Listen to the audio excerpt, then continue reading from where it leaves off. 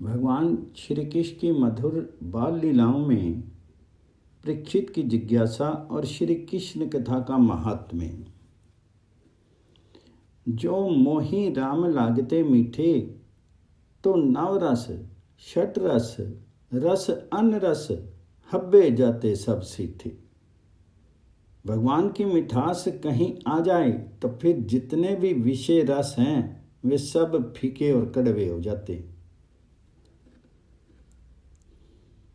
मनो अभिरामात, मन को वास्तविक रूप में आनंदित करने वाली ये कौन चीज है जो परिणाम में मन में भगवान को ला करके बसा दे। नहीं तो पीछे मन बड़ा पछताता है कि क्या करें भाई, गलती होगी। आदि बुरा काम करके मन में पछताता है ना, तब आह्लाद कहाँ मिला। आह्लाद तो वो जो मन को आनंद में रमा दे। मन को आनंद में रमाने वाली जो वस्तु है वे अगर लेने के समय मीठी मालूम होती है तो सर्वोत्तम है। श्रोत्र मनो अभिरामात, कानों को और मन को भी जो परम आनंद आह्लाद प्राप्त कराने वाली है वे है भगवत कथा। जिसकी तृष्णा पिपासा सरथा शांत हो गई, उसके द्वारा जो गाई जाती है, जो भाव रोग की एकमात्र औषध है और जो कानों को और मन को प्रसन्न करने वाली है। उत्तम श्लोक की वह कथा सुनाइए, वह गुणगान गाइए। वे बोले कि भाई तुम सुनना क्यों चाहते हो। उन्होंने कहा हम कसाई थोड़े हैं। जो कसाई हो वह नहीं सुनना चाहे, कसाई के सिवाय और सब सुनना चाहते हैं। असली कसाई कौन है। पशु घनात का श्रीधरी टीका का अर्थ है आत्मघाती लोग। सबसे बड़ा हत्यारा कौन है, जो आत्मा की हत्या करे, आत्मा का हनन करे।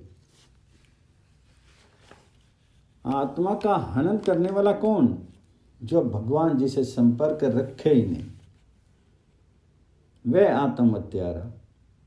जो लोग आत्म हत्यारे हैं वे भले ही भगवत कथा से विरक्त हों, उनको ना अच्छी लगे, बाकी सबको ये अच्छी लगेगी, स्वाभाविक अच्छी लगेगी। क्यों? क्योंकि यह अच्छी है ही, इसमें अच्छे का आरोप नहीं, इसका फल अच्छा ही होगा। वैद्य ने कहा कड़वी दवा खा लो, फल अच्छा होगा, वैसा नहीं, ये खाने में भी मधुर और फल तो मधुर, अति मधुर है ही। इस प्रकार की भगवत कथाएं को आत्म हत्यारों के सिवाय दूसरा कोई ऐसा नहीं जो इससे विरक्त हो, ना सुनना चाहे, इससे जिसका मन हटे। आत्म हत्यारे कौन है, उसको स्पष्ट कहते हैं। परीक्षित के साथ ही यहाँ पर तुलना होती है। ये सुनना चाहते हैं और वह सुनना नहीं चाहते। जो सब कुछ छोड़ करके भगवत कथा में ही रति करने के लिए तैयार है, वह तो सुनना चाहने वाले हैं। सब कुछ छोड़ दिया परीक्षित ने, लेकिन जो केवल विषयों में ही रमे हुए हैं और जिनके मन में भगवत संबंधी चर्चा व्यर्थ की बात मालूम होती है और जिनके कान और मन निरंतर विषय में ही लीन रहते हैं, उनका फल क्या होगा। उपनिषद में कहा और अन्य जगह भी आया है कि उनको जो अत्यंत निम्न कोटि के गंदे से गंदे नरक हैं और नारकीय योनियां हैं, उसकी प्राप्ति होती है।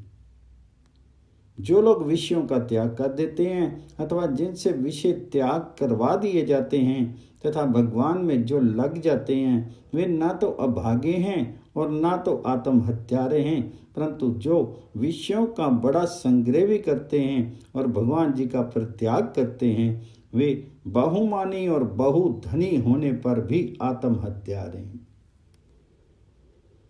एक बड़ा प्रसिद्ध श्लोक है, विश्वनाथ चक्रवर्ती जी ने इसको लिखा कि 4 प्रकार के जीव होते हैं। राजकुमार, बड़ा धनी, ऋषि और भगवान का भक्त। साधु, साधु की पदवी भगवान को दी है। साधु के लिए भगवान जी ने कहा है 4 श्रेणी के लोग हैं। एक ऐसा है जिसके यहाँ है वहाँ नहीं, और एक ऐसा है जिसके यहाँ नहीं परंतु वहाँ है। एक ऐसा भी है जिसके यहाँ भी है वहाँ भी है, और एक ऐसा जिसके यहाँ भी नहीं और वहाँ भी नहीं।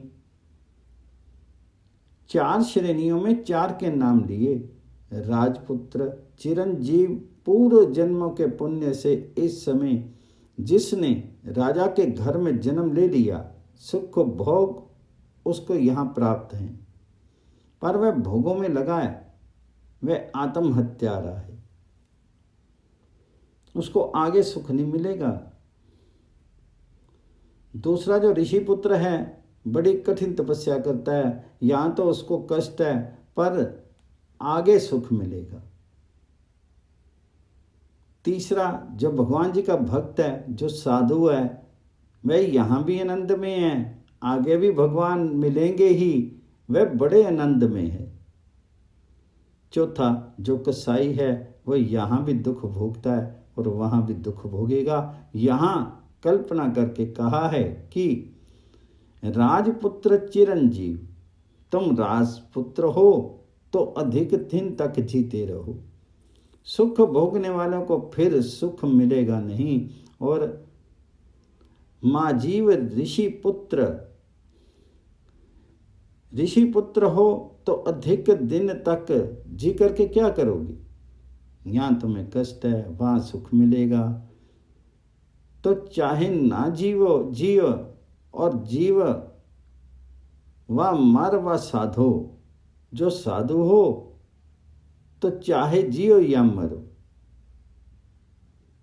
तुम्हें यहाँ भी सुख वहाँ भी सुख, तुमको आराम ही आराम है।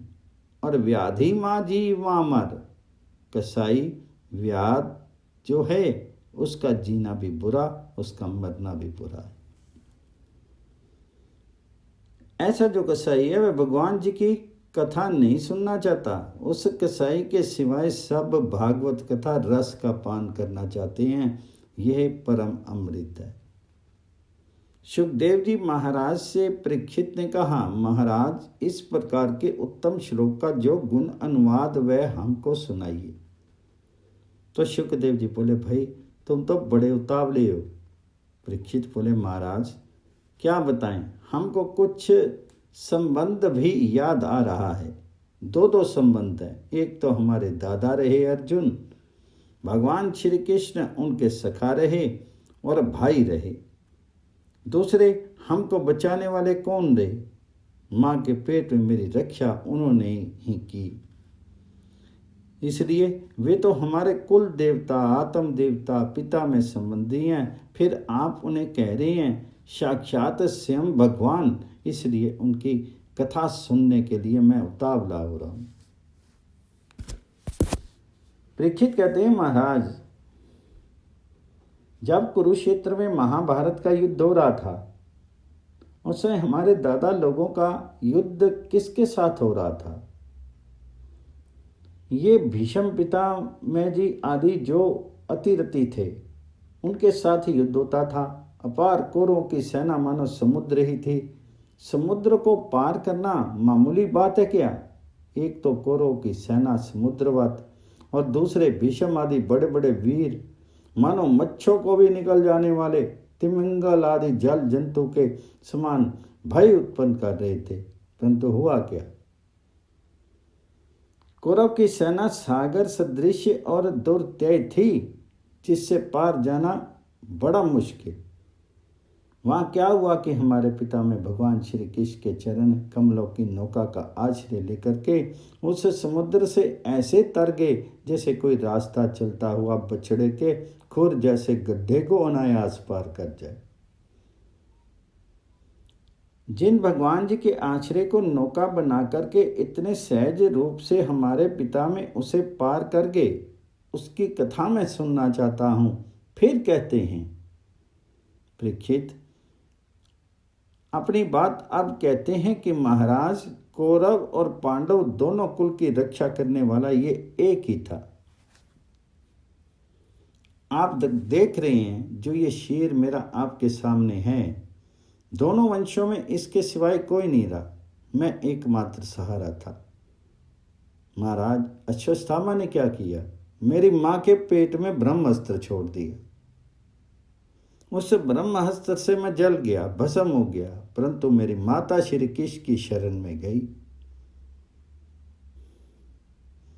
मातुश्च में या शरणम गताया, मेरी मां रो पड़ी और बोली, श्याम सुंदर बचाओ।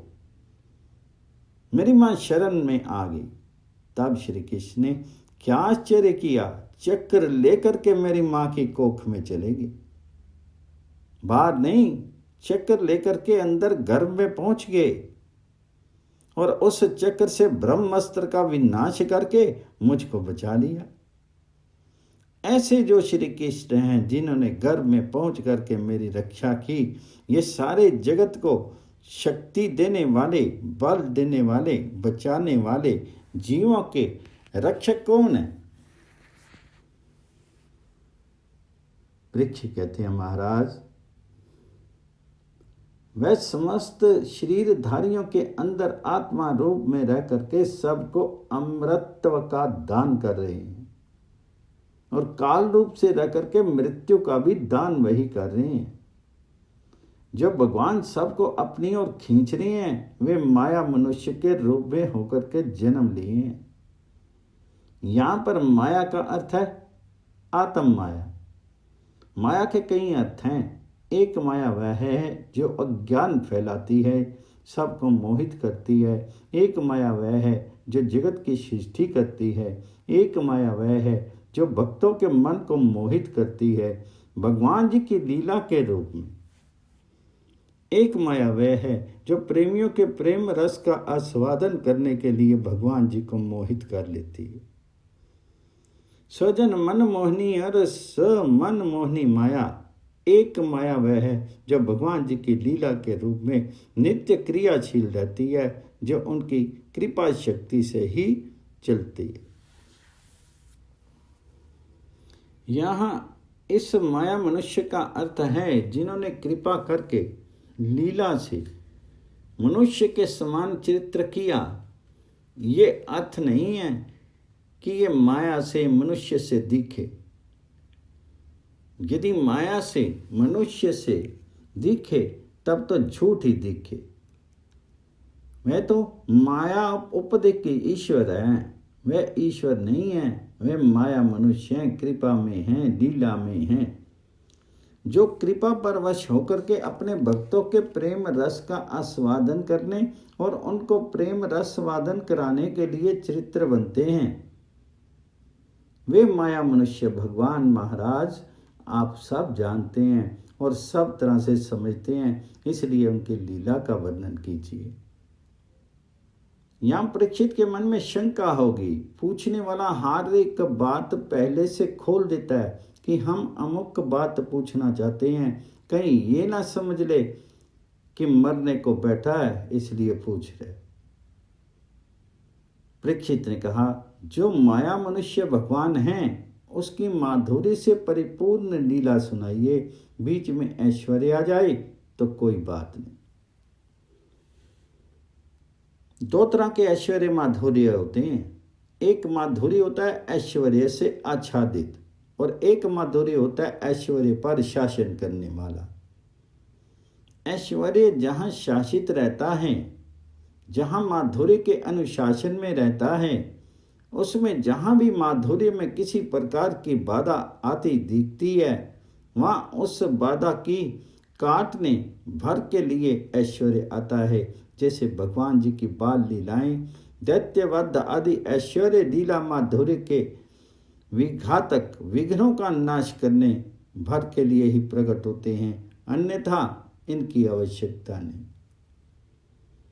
यहाँ माधुर्य की प्रधानता है। माधुर्य की अध्यक्षता से ऐश्वर्य का क्षणिक विकास आवश्यकता के अनुसार होता है, परंतु जो भगवान जी की असुर विनाशन लीला है, द्वारका लीला, वहाँ पर माधुर्य रस कम नहीं है, परंतु उनका वह माधुर्य ऐश्वर्यपूर्ण है। वहाँ के माधुर्य में प्रधानता ऐश्वर्य की है, माधुर्य की नहीं। वहाँ जो माधुर्य है वह ऐश्वर्य के द्वारा आच्छादित है, ऐश्वर्य के द्वारा अनुशासित है। और यहाँ बाल लीला का जो माधुर्य है वह विमल माधुर्य है, निर्मल माधुर्य है।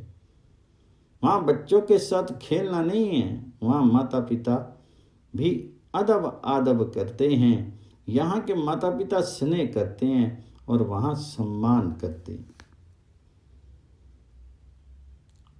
उनका तो बंधन छुड़ाया है ना, उनके लिए तो श्री कृष्ण पुत्र होते हुए भी भगवान है। उनका जो माधुर्य है वह ऐश्वर्य मिश्रित है। ये कथा आगे आएगी कि भगवान जी के अवतार के काल में नंद बाबा और यशोदा मैया के यहाँ जो जन्म हुआ उसमें और कंस के कारागार में जो भगवान जी का अवतार हुआ उसमें क्या अंतर है। वसुदेव देवकी का क्या भाव है और नंद यशोदा का क्या भाव है, दोनों अलग हैं।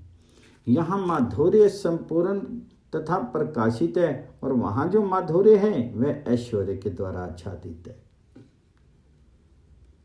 परीक्षित कहते हैं कि हमको आप वह कथा सुनाइए जो माधुर्य मंडित हो। सुखदेव जी बोले दूसरी नहीं सुनाइए।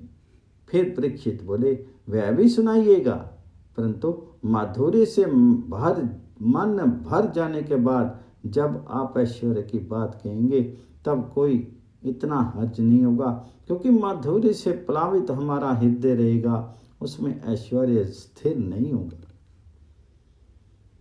एक लहर सी आएगी और वह बह जाएगी, लेकिन पहले आप मुझे माधुर्य ही सुनाइए। आप प्रश्न करते हैं महाराज, परीक्षित कहते हैं महाराज अभी आप कह चुके हैं कि बलराम जी की रोहिणी के पुत्र थे और फिर आपने देवकी के पुत्रों में उनकी गणना कर दी, तो दूसरा शरीर धारण किए बिना एक पुत्र दो माताओं का बेटा कैसे हुआ? अगर रोहिणी का भी पुत्र बताया और देवकी का भी पुत्र बताया तो ये क्या बात है? इसका रहस्य बताइए। और उनका बड़ा स्नेह था नंद बाबा और यशोदा मैया से। कितना स्नेह रहा, ये अपने ऐसे स्नेह में पिता के घर को छोड़ करके यहाँ ब्रज में कैसे आ गए? कहते हैं उनका स्नेह मिला नहीं, आगे आएगी बात, पर यहाँ तो स्नेह देने के लिए अवतार हुआ था। इसलिए ब्रज के भक्त मानते हैं कि भगवान जी के अवतार दो जगह हुए साथ साथ। ब्रज में अलग अवतार हुआ और मथुरा में अलग अवतार हुआ। ये रहस्य आगे आएगा।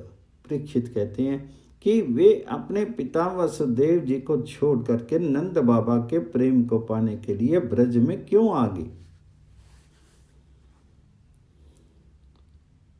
ये थे यदुवंशी शिरोमणि और इनको बार बार इसका गौरव है। श्री कृष्ण यदुवंशी श्री कृष्ण हैं, इसलिए वे परीक्षित को विशेष प्यारे हैं।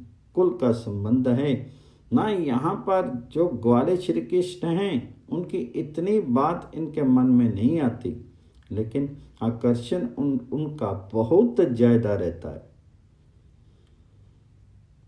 सात्वतामपति कहा, यदुवंशियों में जो शिरोमणि हैं उन प्रभु ने गोपों के साथ नंद आदि के साथ ब्रज में आकर के बाल लीला की और फिर जब मथुरा गए तो वहां जाकर के क्या क्या लीलाएं की, ये सब बताइए।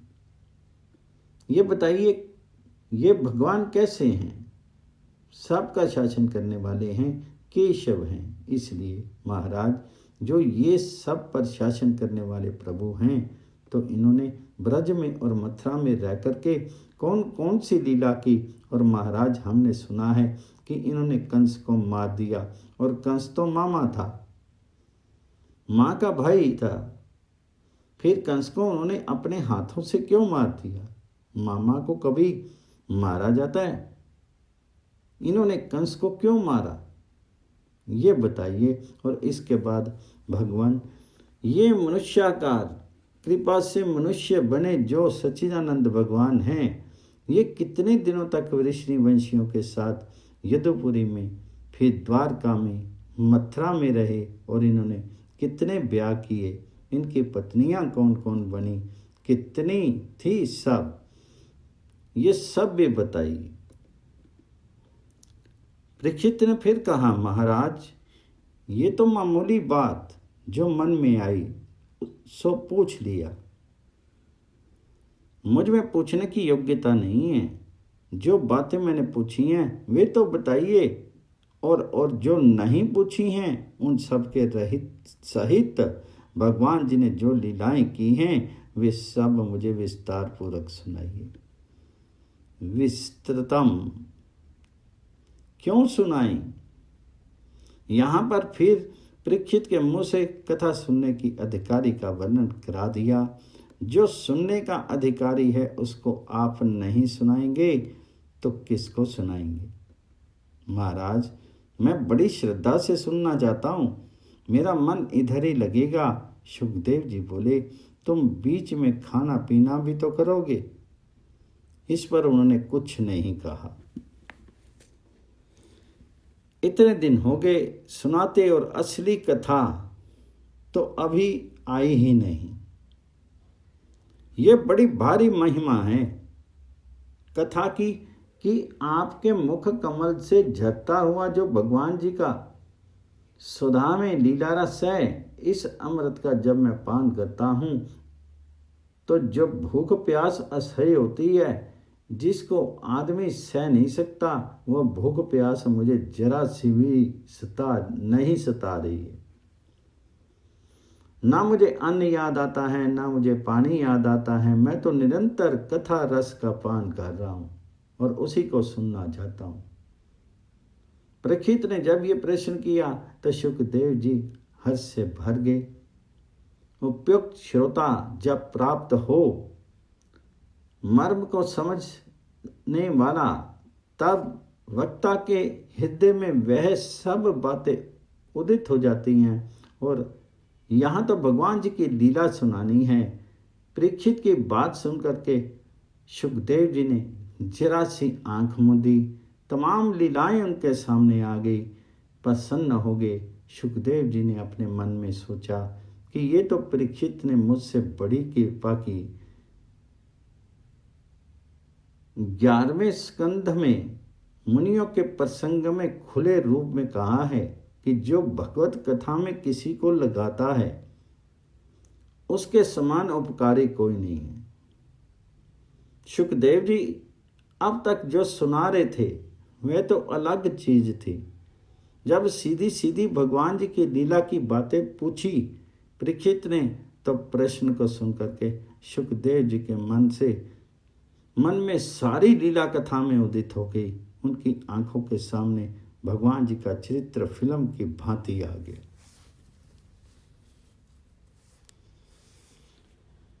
सुखदेव जी कैसे हैं, इस श्लोक में यह बताया गया है। सूत जी कहते हैं कि सुखदेव जी भागवत प्रधान हैं, जो भगवत प्रेमियों में सबसे प्रधान हैं, अग्रगण्य हैं। ऐसे सुखदेव जी महाराज हैं। और कैसे हैं, ये वह सर्वज्ञ है, सब कुछ जानते हैं। इस प्रकार के सुखदेव जी प्रसन्न हो गए और परीक्षित की प्रशंसा करने लगे। उनका अभिनंदन किया, साधुवाद किया कि वाह वाह, ऐसी बात कौन पूछता है। संसार में लोग दो ही बातें पूछते हैं, जो बड़े बुद्धिमान हैं, विवेकवान, वह आत्मा की बात पूछते हैं, और जो विषयी हैं वह भोगों की बात पूछते हैं कि महाराज कोई अनुष्ठान बताओ जिसे काम चले और नहीं तो माया से मुक्त हो जाए, ऐसा ज्ञान बताओ। लेकिन तुमने मृत्यु के निकट पहुंचे हुए, अपने को जानते हुए भी लीला कथा की बात पूछी तो तुम्हारे समान भाग्यवान कौन हो। उसको साधु माना और उनको साधुवाद दिया। वे स्वयं तो हैं भागवत प्रधान। भागवत प्रधान का कथा रूप में वर्णन करते हैं 1-10 स्कंद में कि कोई ये कहे कि तुमको तीनों लोकों का वैभव देंगे और तुम आधे क्षण के लिए भगवान जी को भूल जाओ, तो वे कहते हैं नहीं चाहिए। तीनों लोगों के वैभव के हेतु भी जो आधे क्षण के लिए भी भगवान जी को भूलने को तैयार ना हो, वह भागवत प्रधान है। सुखदेव जी का काम क्या है? सुखदेव जी कहीं ठहरते नहीं, आए, हाथ जोड़ा, राम राम बोले, फिर चले जाते। यहां 7 दिन ठहर गए, पर यहां क्यों ठहरे? क्योंकि उनके मन की हो गई। कथा सुना करके उन्होंने सुख दिया, सो तो दिया ही, सुख प्राप्त भी किया। क्यों प्राप्त किया? इसलिए कि उनको उस समय भगवान की लीला का अनुभव होने लगा। उनने भगवान जी की लीला को केवल कथा नहीं देखा, और जो देख करके कहते हैं कि वह ठीक कह पाते हैं। सुखदेव जी महाराज ने साधुवाद दिया और बोले तुम धन्य हो परीक्षित कि तुमने ऐसी बात की, तुम्हारा हम कितना उपकार माने। तुम्हारे समान कोई उपकारी होगा जिसने भगवान जी की लीला की याद दिला दे। अभिनंदन करके उन्होंने उन श्री कृष्ण के चरित्रों को प्रारंभ किया जो कलिमल घन हैं, जो कलयुग के कलिमलों को नाश करने वाले हैं, धो डालने वाले। प्रारंभ करते ही सुखदेव जी ने कहा, ये बड़ी सुंदर बात कही। जैसे वहां मुनि सत्तम था, वैसे यहाँ राज ऋषि सत्तम है। राजा नहीं, राज ऋषियों में सत्तम राज ऋषि। राज ऋषि 70, राज ऋषि सत्तम। जो राजा ऋषिवत ब्रह्म के तत्व को जानता है वह राज ऋषि है। ब्रह्म के तत्व को जो जानता है उसे ऋषि पद प्राप्त हो गया। राजा होते हुए भी ऋषि और जो संबंध युक्त मानता है वह 70 है। श्री कृष्ण से संबंध तो जुड़ा, किंतु अभी अनुभूति नहीं हुई कि हम श्री कृष्ण के संबंधी हैं। हमारे पिता में के मामा के लड़के होने के कारण हमारा संबंध उनसे है और वे भगवान हैं ही, भगवान हमारे संबंधी हैं। परीक्षित ऐसा मानने वाले हैं, इसलिए वह राज ऋषियों में 70 नहीं सत्तम हैं। राज ऋषियों में उत्तम से उत्तम है। राज ऋषियों में उत्तम कौन? जो भगवान जी की लीला कथा के रसिक हैं। भगवान जी की लीला कथा श्रवण करने के लिए जो रसिक हैं वे हैं राज ऋषि सत्तम। राजाओं के यहाँ ना जाने कितने दूसरे दूसरे गान चलते हैं, संगीत चलते हैं, मुजरे चलते हैं। भगवान जी की बात सुनने के रसिक कौन है? वहाँ तमाम विषय ही विषय रहते हैं। विषयों में फंसा हुआ कोई मनुष्य यदि विषय रस से अपने को मुक्त करके भगवत रस में नियुक्त हो जाए तो उसके समान उत्तम कौन है? परीक्षित सब कुछ छोड़ करके भगवत कथा रस के रसिक बन करके आज यहाँ विराजमान है, और वह निश्चय पूर्वक कहते हैं कि आप कथा सुनाइए। ये सम्यक व्यवसाय जो है इसकी गीता में बड़ी व्याख्या है। भगवान जी ने कहा है कि महापापी भी क्षण भर में धर्मात्मा होकर के मेरा भक्त बन सकता है। कैसे? कोई महान पापी था और वह पापी साधु हो गया, फिर धर्मात्मा हो गया, भक्त बन गया। क्यों? इसलिए कि उसने सम्यक व्यवसाय किया। उसने अपनी धारणा में केवल भगवान जी को बैठा लिया। भगवान के सिवाय अन्य किसी और में उनकी वृत्ति रही नहीं। भगवान जी के शरणागत हो गया। जब तक भगवान जी के साथ संपर्क नहीं जुड़ता मनुष्य, तब तक पुण्य आत्मा भी पापी है, क्योंकि उसका भी जो निश्चय है कि वह सम्यक नहीं है। लेकिन महापापी भी यदि भगवान जी के शरणागत हो गया तो उसका जो निश्चय है वह सम्यक है। वह अंधकार से प्रकाश में आ गया, अब उसके पाप रहेंगे नहीं। सुखदेव जी कहते हैं, राज ऋषि सत्तम परीक्षित, तुम्हारी बुद्धि बड़ी सुंदर है, तुम्हारा निश्चय बड़ा सुंदर और आदरणीय है, तुम धन्य हो। परीक्षित बोले, भगवान ऐसी कौन सी बात होगी? सुखदेव जी बोले, ये कोई मामूली बात है कि क्या जिसके द्वारा भगवान वासुदेव जी की कथा में तुम्हारी नैष्टिक रति हो गई, रुचि होना बड़ी मुश्किल है। रति की बात तो अलग है। 3 तरह के साधन होते हैं, अभ्यास, रुचि और रति। अभ्यास में रूखापन है, रुचि में स्वाद आता है, पर जब स्वाद न आए तो रुचि नहीं रहती। रुचि हमेशा नहीं रहती है और रति चित्त को आसक्त कर देती है। एकमात्र रति रह जाए उसको कहते हैं नैष्ट की रति।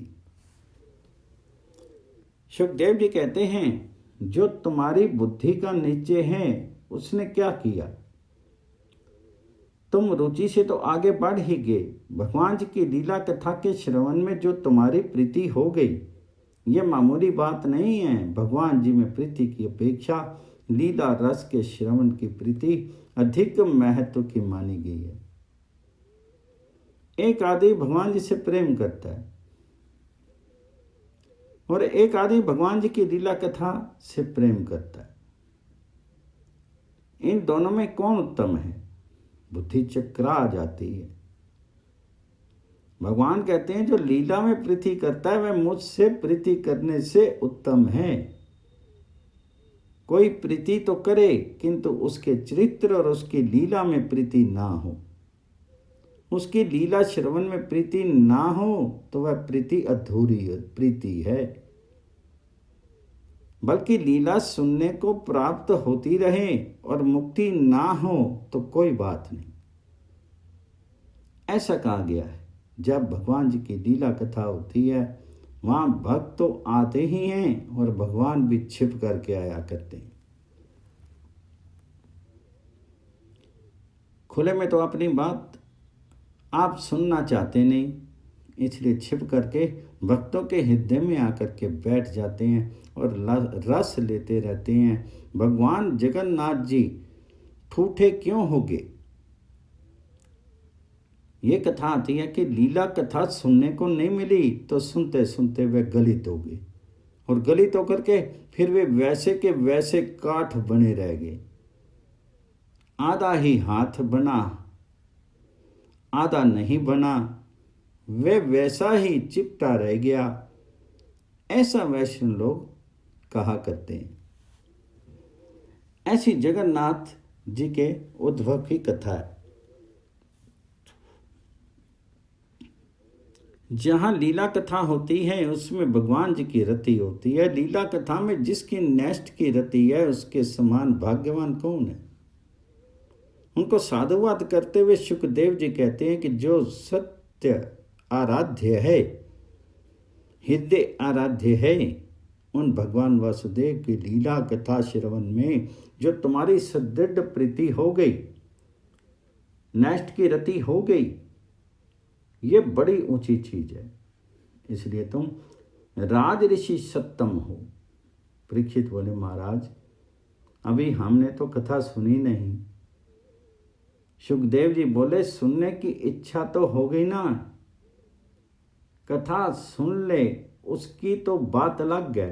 कहते हैं कि कथा के संबंध में जो प्रश्न होता है वह प्रश्न ही वक्ता, प्रश्नकर्ता और श्रोता तीनों के गुण कह देने वाला है।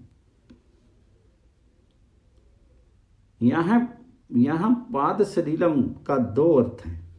जो भगवान जी के चरणों से निकली वह गंगा और भगवान जी के चरणों को धोकर के जो बना है वह पाद जल चरणामृत। ये जैसे सबको पवित्र करने वाले हैं, इसी प्रकार भगवान श्री कृष्ण की कथा से संबंधित प्रश्न करने से ही प्रश्नकर्ता, वक्ता और श्रोता तीनों पवित्र हो जाते हैं। कैसे? इसे स्पष्ट करते हैं कि भगवान जी की लीला सुनने की इच्छा प्रश्न करने वाले के मन में आती है और जो सुनने वाले पास बैठे हैं उनके भी मन में आ जाती है, और वक्ता के तो आती ही है। तब जहाँ श्री कृष्ण मन में आए वहाँ जगत निकला।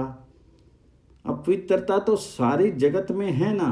भगवान जी की कथा का प्रश्न जिस वक्ता या श्रोता ने सुन लिया वे भी पवित्र हो गए। इस प्रकार से उन्होंने कथा की महिमा कही। महिमा कह करके अब कथा का प्रारंभ करते हैं कि भगवान जी का अवतार क्यों हुआ।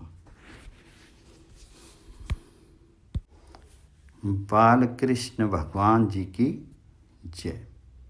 जिसके घर में श्रीमद् भागवत का एक श्लोक, आधा श्लोक अथवा श्लोक का एक ही चरण लिखा रहता है, उसके घर में भगवान श्री कृष्ण निवास करते हैं।